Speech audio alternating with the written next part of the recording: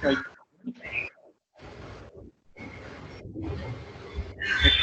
Could probably your forum and then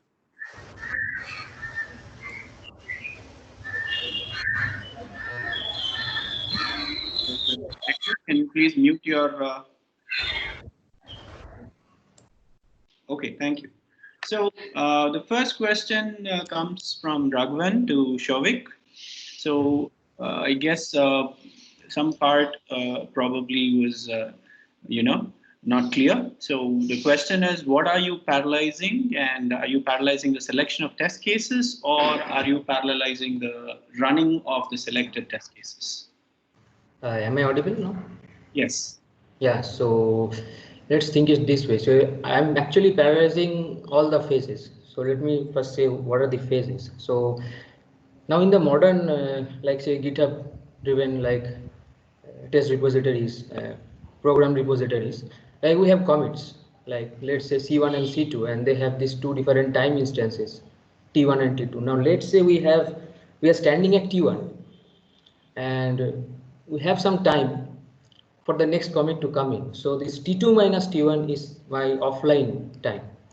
That is what I'm calling offline. So in that phase, what I do is I instrument the program, and for all the test cases that were in the original older version of the commit, in commit C1, I run all the test cases in parallel, subject to the availability of execution units. Now at C2, at T2, the next version comes in. I perform the diff and I select the test cases in parallel there. So in the online phase, so I select by prioritizing all of the test cases, giving a priority score in parallel, and then selecting them, sorting them. So then comes the execution phase. So the selected test cases I execute again, like the base of the ice cream cup, much lesser than that upper part.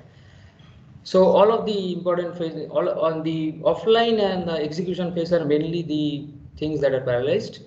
Online we don't have much, only because in online there are two versions, so two threads for two different versions, and after they have selected the test cases, I mean the prioritization only happens in parallel there.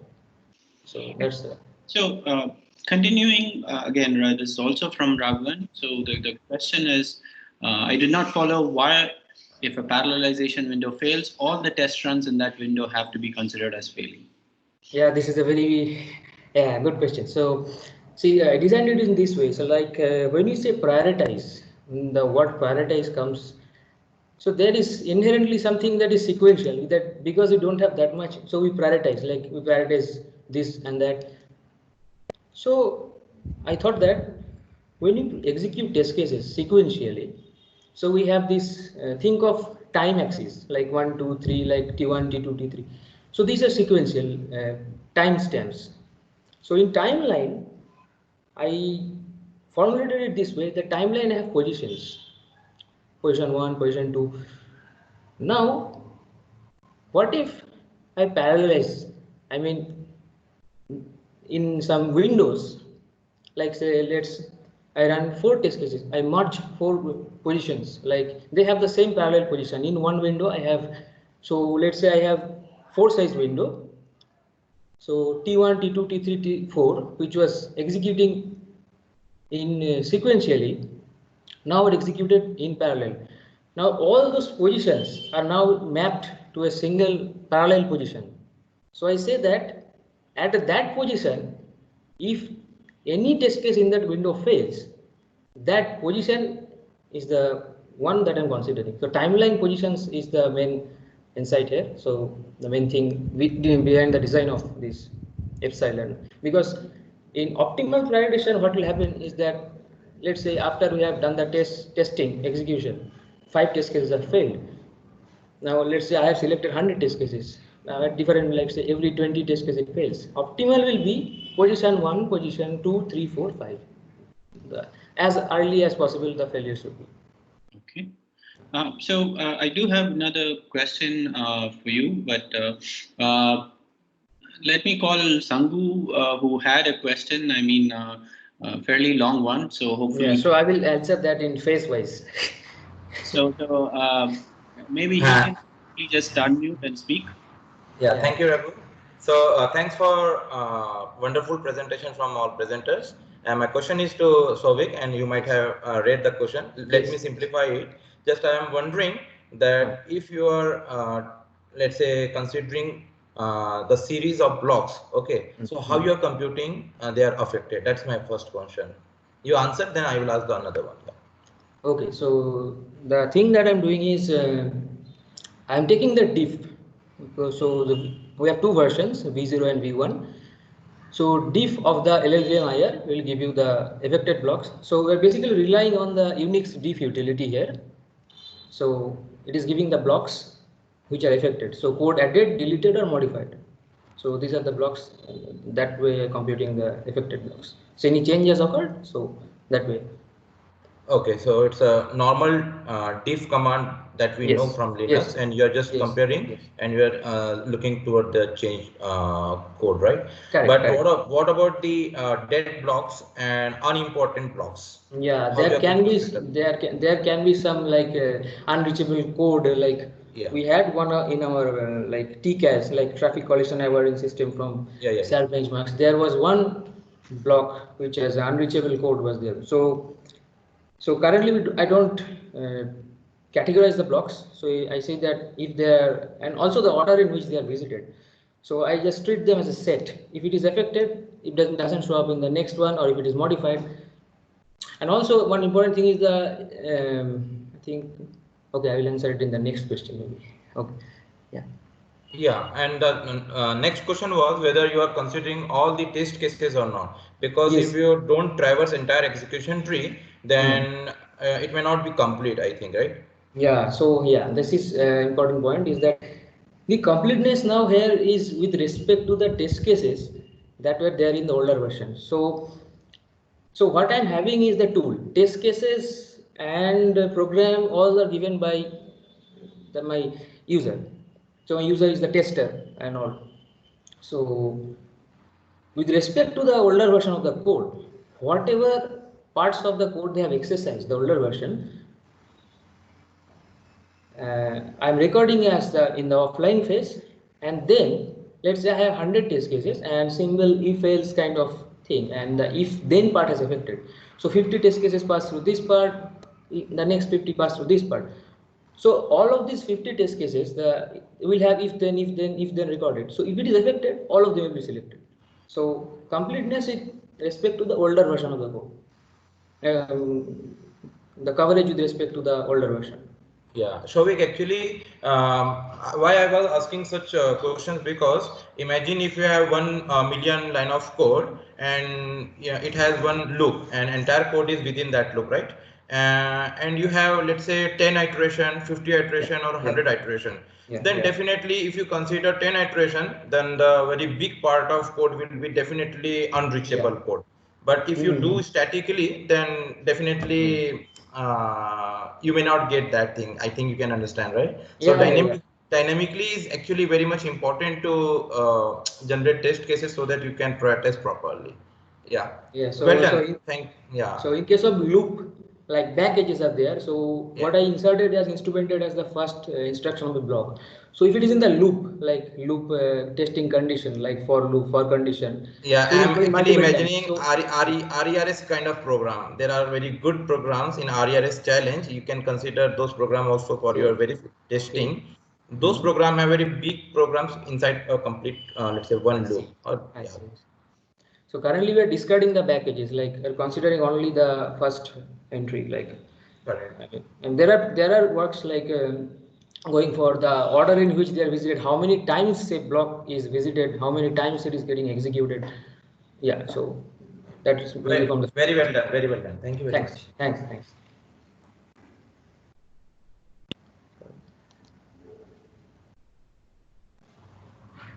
Professor Ravi, I think you are in mute. So Deepak, I believe you had posted a couple of questions, and there were some answers. Maybe if you had some follow-up comments or discussion that you wanted to talk about, Deepak. This is to Divyesh, I guess. Are you there, Deepak? Okay. So So Raghavan, for the general audience, I think the question that Professor Deepak had asked was that here there were only arrays involved in the program. What if scalar variables are involved? For example, program like factorial. So yes, my technique as well as the tool, they handle such programs. Given that the post condition is also parametric in the program parameter n. right. So one question that it's a generic question rather than very specific. A lot of times, when we are looking at building these prototypes, of course, at an academic level, we are always considering, very small examples, and we're looking at getting optimal results, etc. So, and this question is for all of you, maybe, Pankaj and the gambit, whole gambit thing, etc. When you start looking at scale, then how do you imagine your specific prototypes start evolving, right?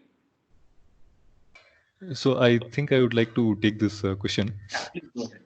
So since my technique is based on induction, it gives me a lot of efficiency. So for example, the programs which are used in the verification competition, there they give 900 seconds to verify a property.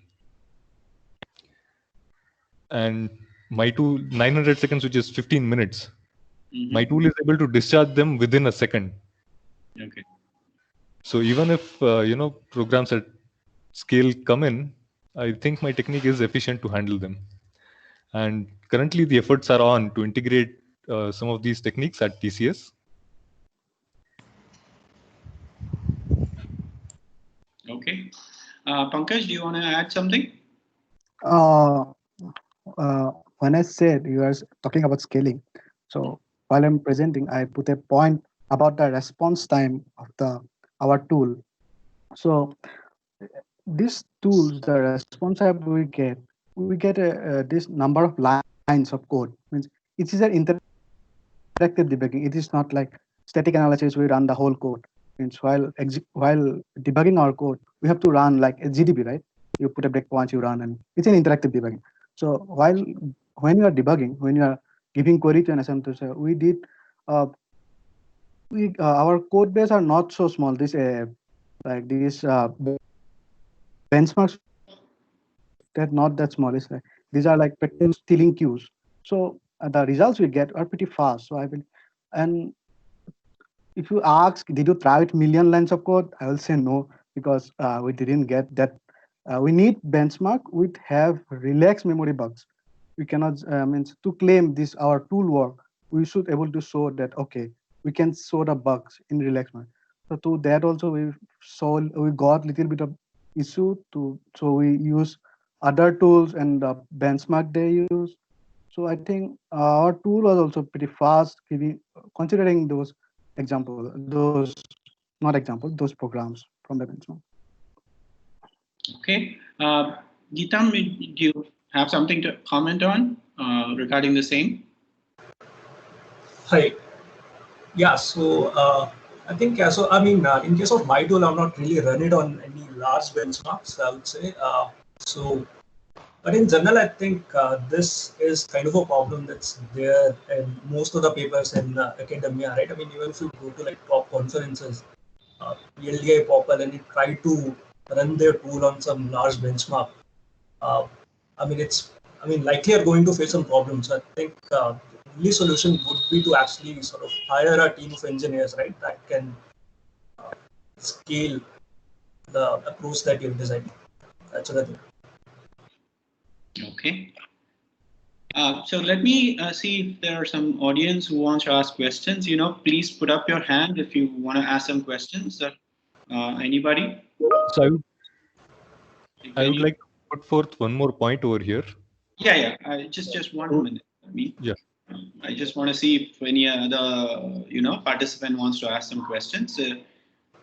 Please put up your hand and ask a question. Okay, continue, Divyesh. Yeah. So while we are talking of applying tools at scale, the problems that are being considered, they are focused on several aspects, several programming aspects or several constructs in the code, as an example. Whereas the real code actually is, it consists of everything. So while your technique may be limited to certain types of programs, a real world software has, the whole variety.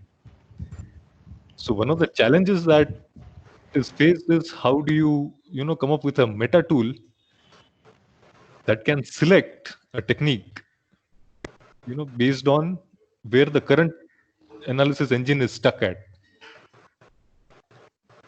Right, right. That is, I think, one of the major challenges that one faces while applying at a large scale. It's not the problem that it's really huge. I mean, that is also one of the problems, but the main challenge comes in is because of the garden variety of things being present over there. Questions? Trying to see if there are any questions. I mean, I'm not seeing any raised hands. I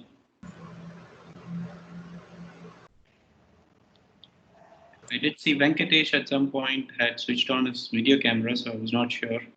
Do you have any questions, Venkatesh?